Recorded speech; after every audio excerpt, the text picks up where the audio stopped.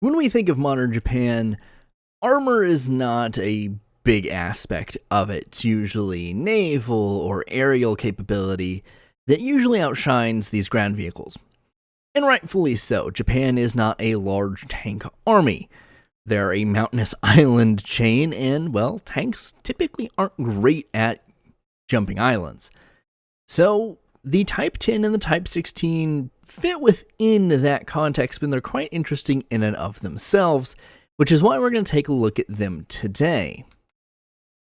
Now, if we're really going to go through any kind of tank stuff, wikis, tank encyclopedia, and Tank Historia are all great resources. They're things I've used before, they're things I've pointed out before. But as I did last time, there are specific videos I want to recommend. So Task and Order does a pretty good video on kind of the Type 10 overall, kind of like an introductory style video. Then Maximus and Red Effect do more in-depth videos. I think Maximus goes a little bit more in-depth.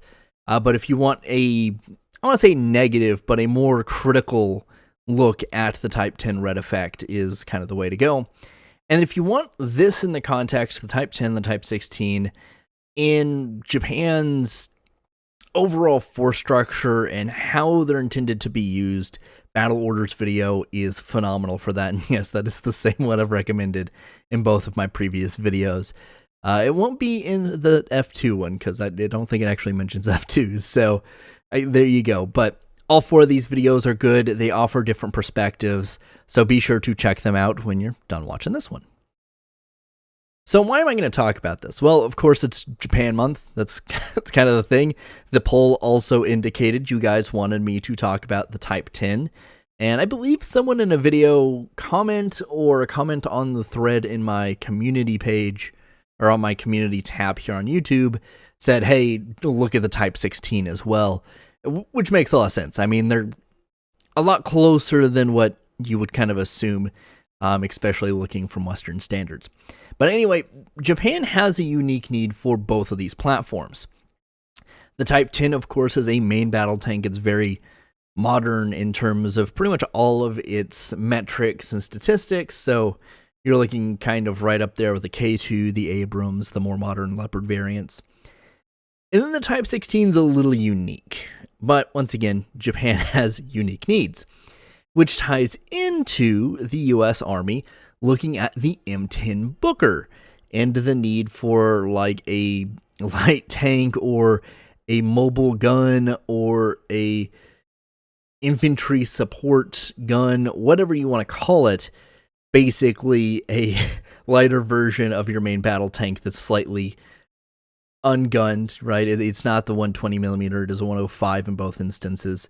But enough to support your infantry, right? It's not designed to take on main battle tanks, but pretty much anything else on the field it can contend with, and it can usually do it in a faster way.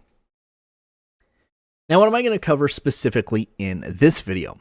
Well, of course, we've got to take a look at some background and context to this whole topic, some previous or the older stocks that the Japanese military still uses. Then we'll take a look at the Type 10 specs, the Type 16 specs, the formation chart, the organization chart, their geography and kind of the specific needs that comes with that, their strategic objectives with these two pieces individually, and then my personal thoughts on the topic.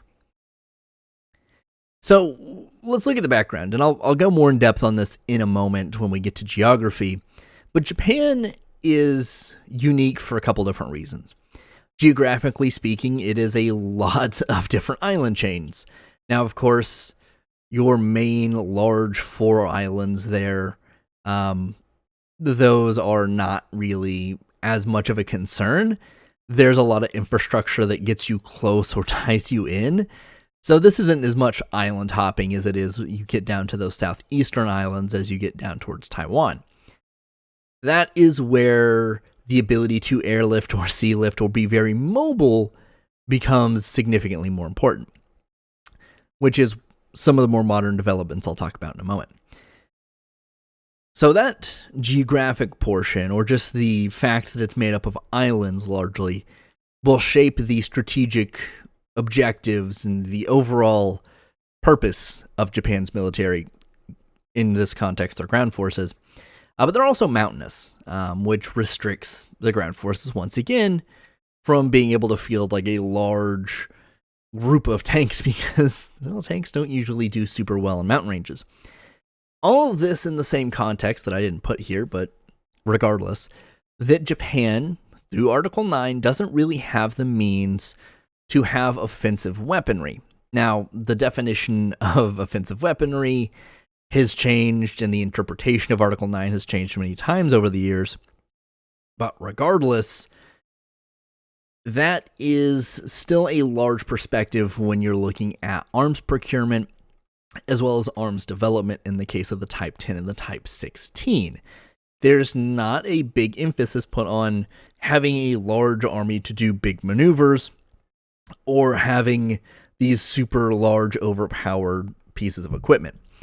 They fit Japan's needs, they fit Japan's geography, they fit the JSDF's overall strategic goals. So keep all of that in mind when you're looking at the Type 10 and Type 16. These were never meant to go roll through the deserty areas of Iraq. These were never meant to cross the wide plains or the forests of Europe.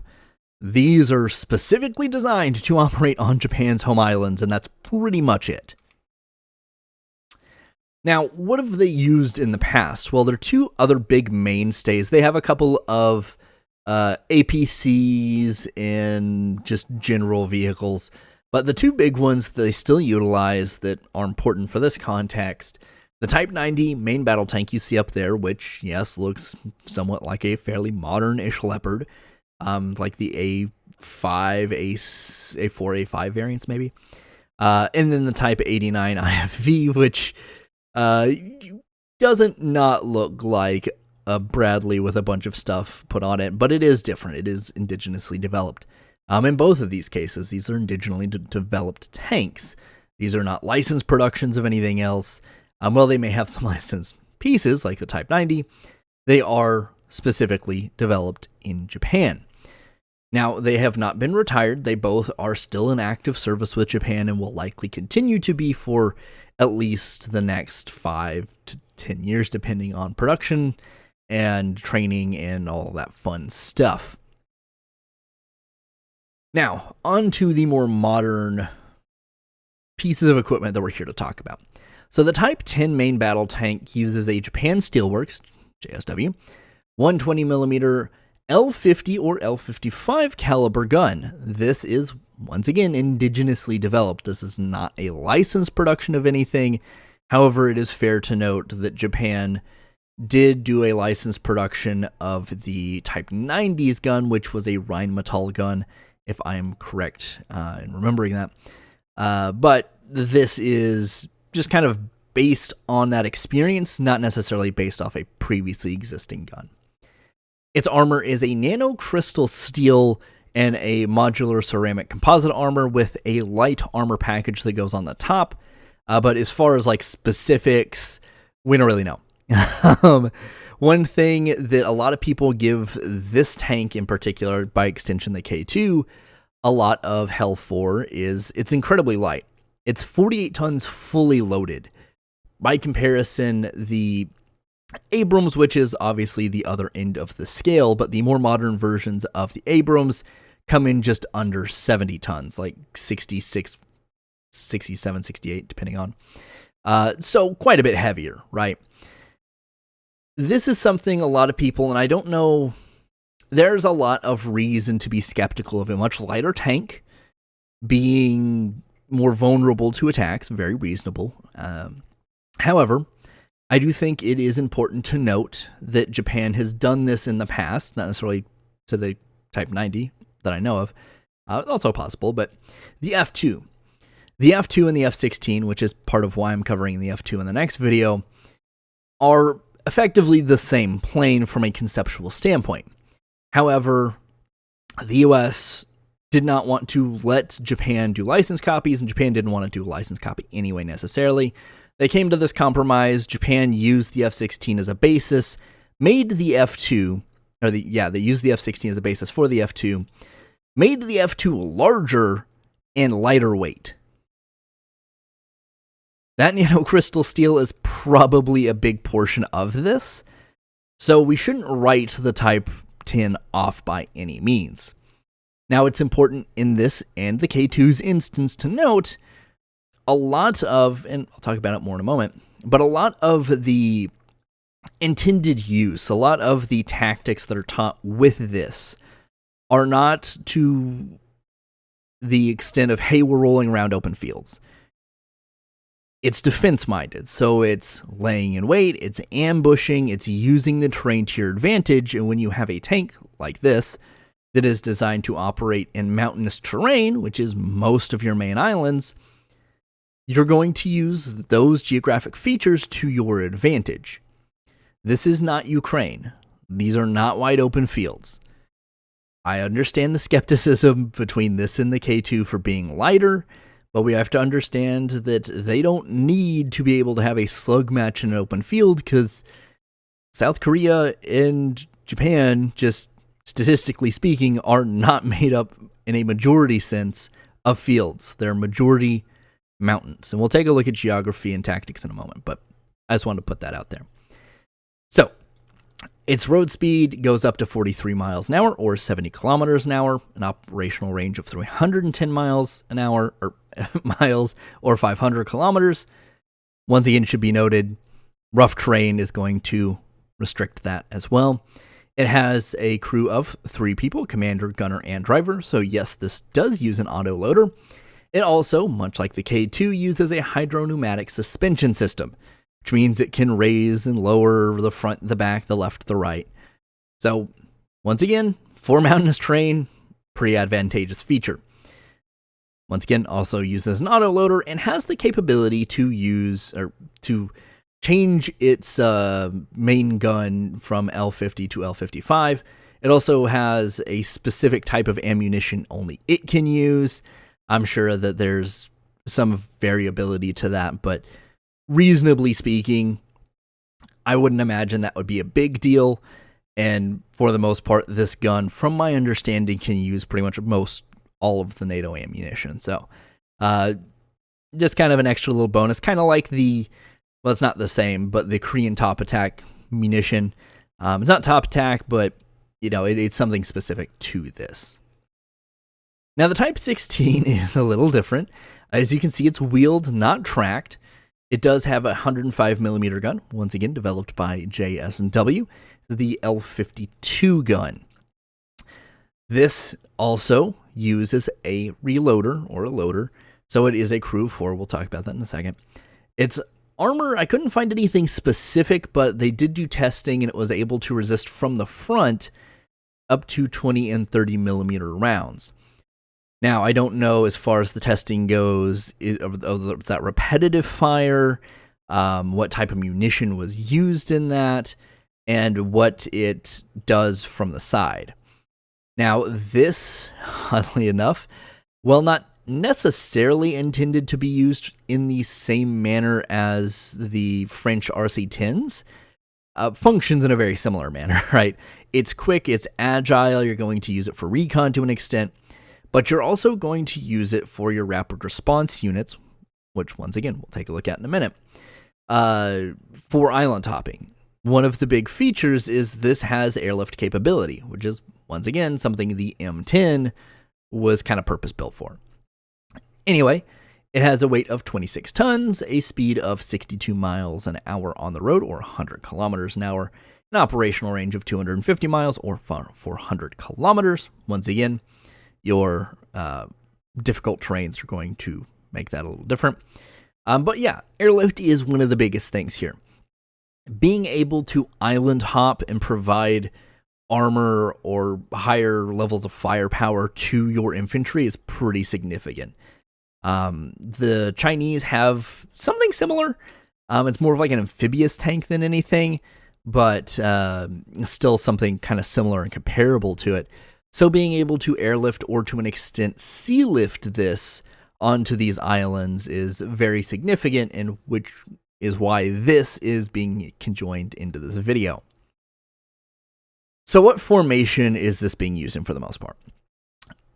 The Type 16 is a little different, and I'll talk about that in a second, but most of the armor, primarily the main battle tanks, is lumped into the 7th Division, which is part of the JSDF, or the JGSDF's Northern Army, which is based out of Hokkaido, the northernmost island. So you see you have 3 tank regiments there, one that uses combinations of Type 90s and Type 10s, and the other 2 utilizing Type 90s.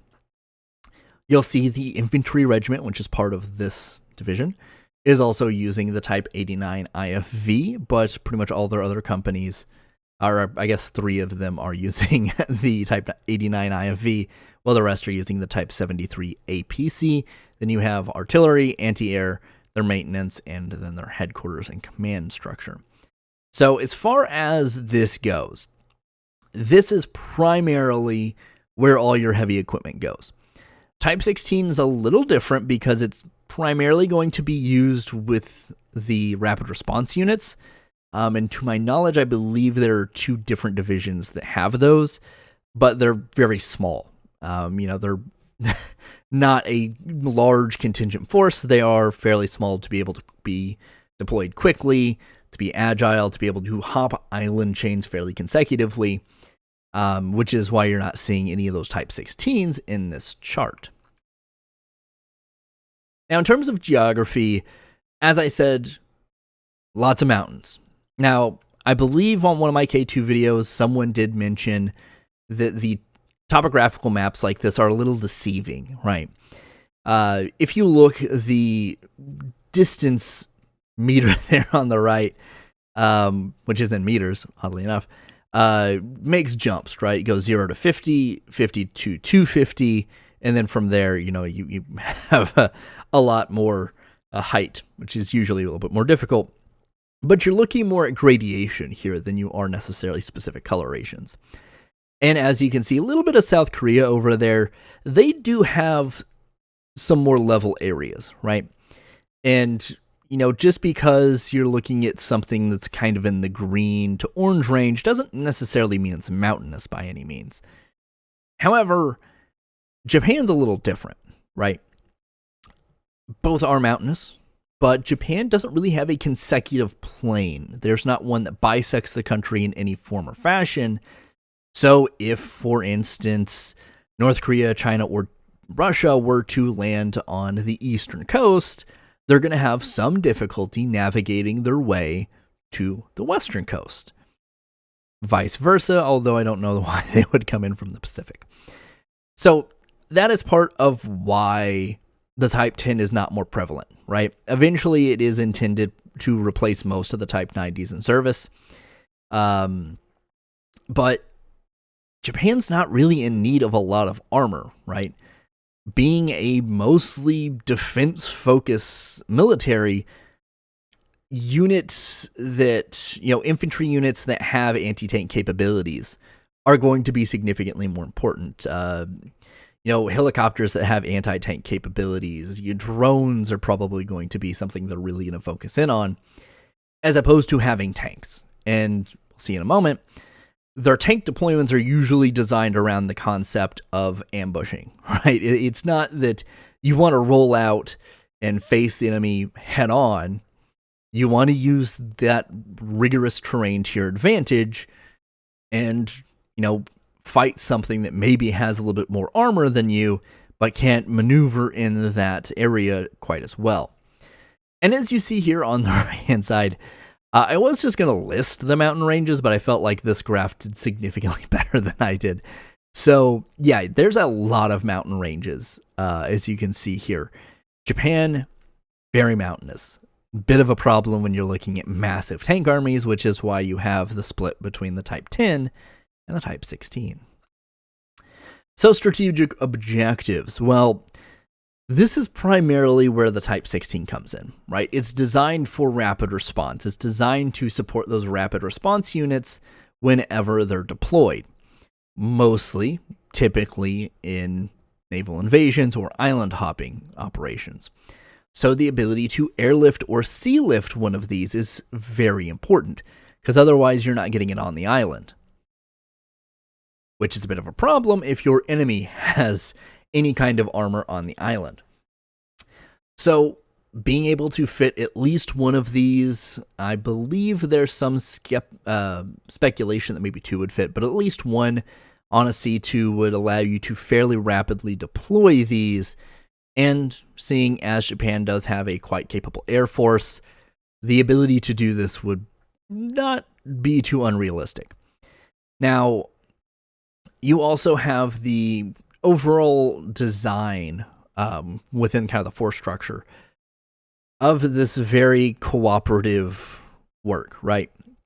As you see down there in the bottom, which is, once again, these concepts are not necessarily unique to Japan, but it's something that they focus significantly more on because it's less of a adversarial thing. It's less of a offensive operation. Now, the Type 16 is a little different, but the Type 10 is much more a defense-centric piece. It's not designed to be sea lifted onto some of these smaller islands because it's not going to fit on a C-2, whereas the Type 16 is. So kind of think of the split is the Type 10 would be the Abrams for normal army units.